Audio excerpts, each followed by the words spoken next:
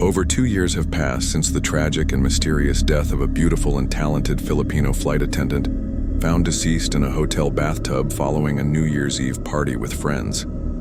This perplexing case has captured the attention of both local and international media, sparking widespread speculation about the circumstances of her demise.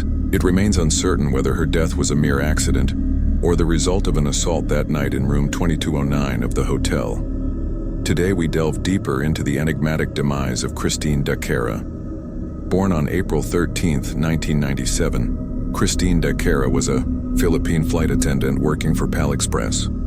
The second of 4 siblings, she graduated with honors in mass communication from the University of the Philippines Mindanao in Davao City. Despite her family residing in General Santos, Christine relocated to Manila for her career. Renowned for her beauty and talent, Christine had won several national beauty contests in 2019 and had moved to Manila to work with the Philippine Airlines. Her friends and colleagues describe her as a jovial and amiable individual in her personal life, yet serious and professional at work. On December 31, 2020, Christine opted to celebrate the new year with a close group of friends instead of returning home. She had a strong bond with a group of 5 from the LGBT community, with whom she frequently partied and socialized.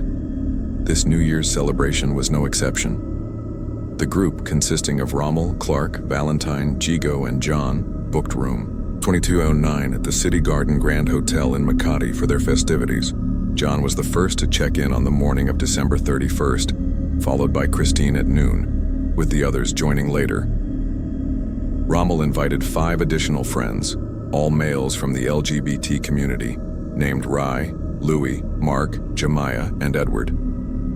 Meanwhile, a separate group of 13 rented the adjacent room 2207, with some acquaintances common to both parties. Around 1 p.m., their celebration commenced. Despite the COVID-19 pandemic and restrictions against gatherings, Christine and her friends indulged in alcoholic beverages like tequila and rum mixed with Coke, seemingly exempted from rules due to their connection with John Hall, the hotel manager who facilitated the event.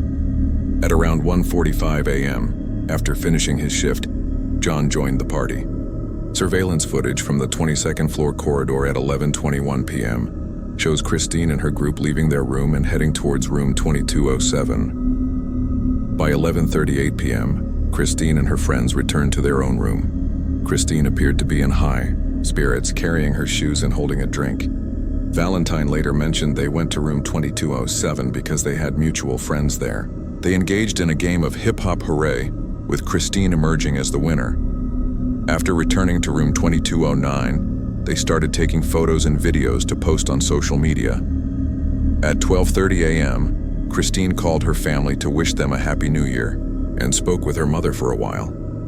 At 2:50 a.m., Valentine and Christine visited room 2207 again, while a hotel employee delivered a mattress to room 2209.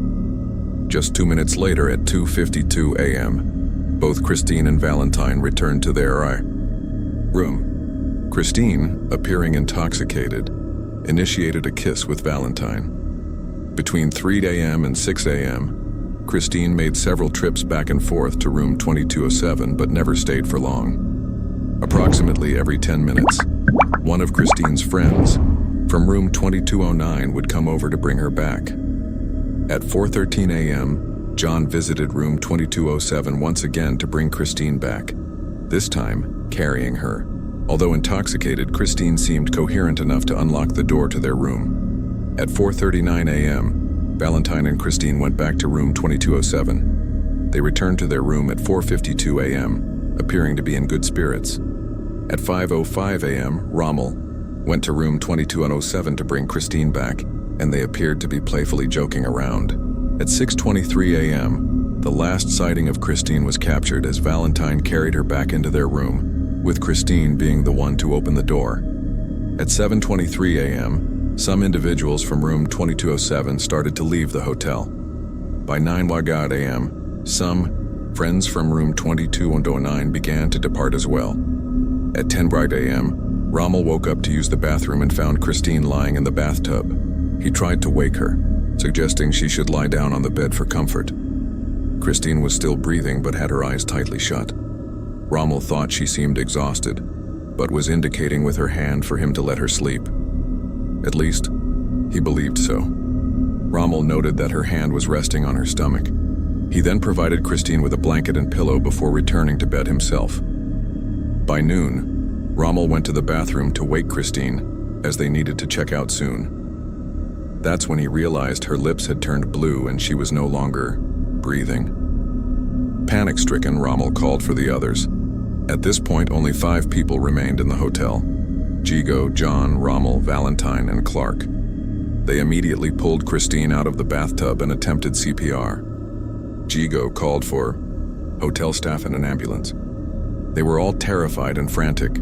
Hotel staff arrived quickly to check and brought a wheelchair, which was too small and lacked footrests, making it difficult to place Christine, whose body had stiffened, onto it. Christine was taken to the hotel's clinic, but the doctor there could not revive her. They hurriedly transported Christine to Makati City Hospital, but it was too late. By 5 p.m., the hospital declared Christine deceased.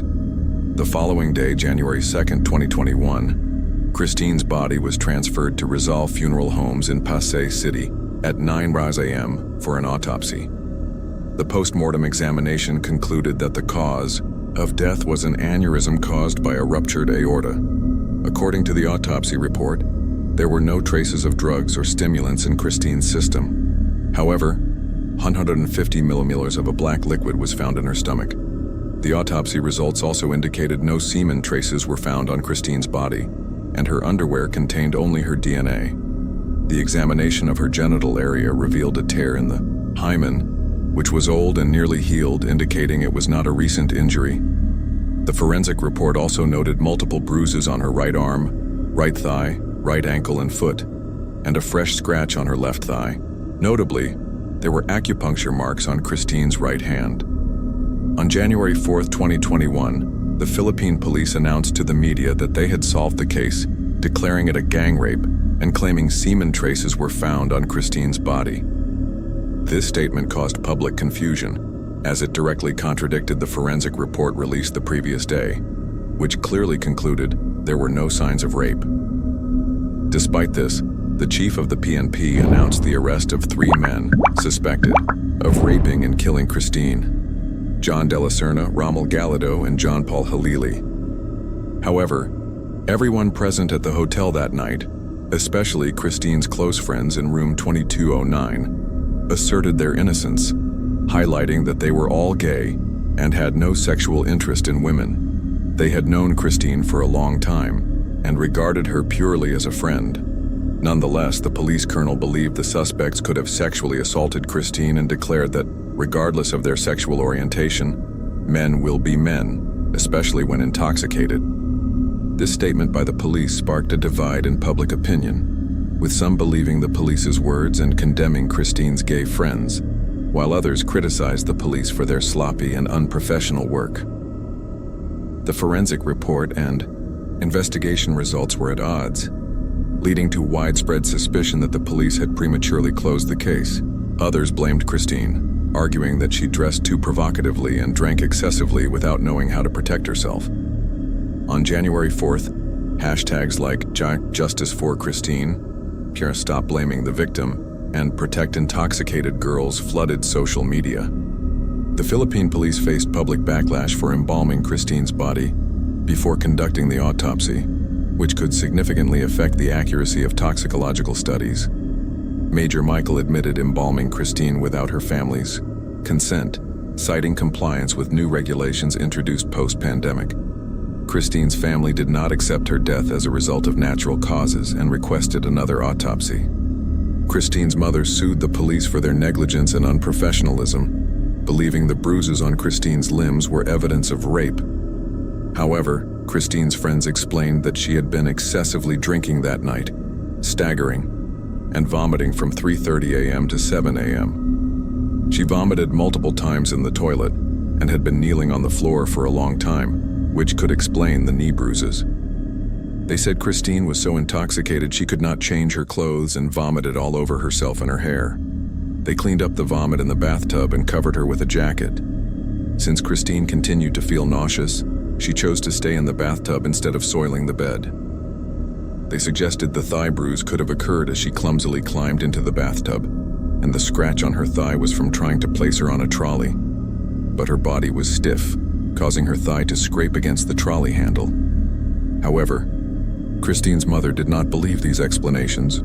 She argued that her daughter was young and healthy, especially since Christine worked for an airline and was regularly medically examined. She also pointed to a video showing Christine kissing Valentine before entering the room, suggesting it may have triggered dark intentions in the men. Meanwhile, Valentine insisted that Christine initiated the kiss, and it was merely a drunken moment. In another video, John is seen carrying Christine back to the room. In an interview, John explained they had to go to room 2207 numerous times to bring Christine back because she was too drunk and started vomiting there. He said Christine suddenly became weak and couldn't stand, so he had to carry her. Christine's friends affirmed they only wanted to help her and had no intention of raping her. They also believed Christine was not raped by the men from room 2207, as she never stayed there alone for more than 10 minutes, and she was normal when they brought her back.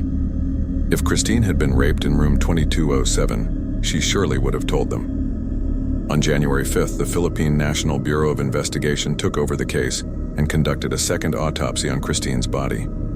Tissue samples were collected, and an attempt was made to extract fluid from her organs to determine whether she had been sexually assaulted. On January 6th, 3 of Christine's friends were released after the National Bureau of Investigation ruled out homicide as the cause of Christine's death. After 2 autopsies, experts concluded that she died from a ruptured aorta. Christine had suffered cardiopulmonary arrest leading to the rupture. A medical report on January 11th also indicated that Christine's heart weighed 500 drachms, whereas a normal heart weighs around 300 grams. This discovery suggests Christine had long-standing undiagnosed hypertension, which caused her heart to enlarge. Aortic aneurysms are typically associated with older individuals and arise from arteriosclerosis, but can also occur in younger people due to complications from other diseases. In Christine's case, increased blood pressure in the aorta led to its weakening and subsequent rupture. Hypertension can lead to various symptoms such as fatigue, nausea, and excessive sweating. It's possible that Christine and her friends mistook these symptoms for the effects of excessive drinking and a hangover, delaying urgent medical care. On April 27th, the police cleared the 11 men who were at the hotel with Christine that night of rape charges. Despite the Dacera family's disbelief in the forensic results and multiple lawsuits filed, the police lacked sufficient evidence to charge her friends. Over a week after her death, Christine was returned to her hometown and laid to rest at Forest Lake Memorial Park in General Santos City. More than a year after Christine's passing, her friends appeared in a television interview. They shared how their lives were completely overturned since that tragic night. Even though the charges were dropped, they struggled to find new employment. They were relentlessly attacked and vilified online.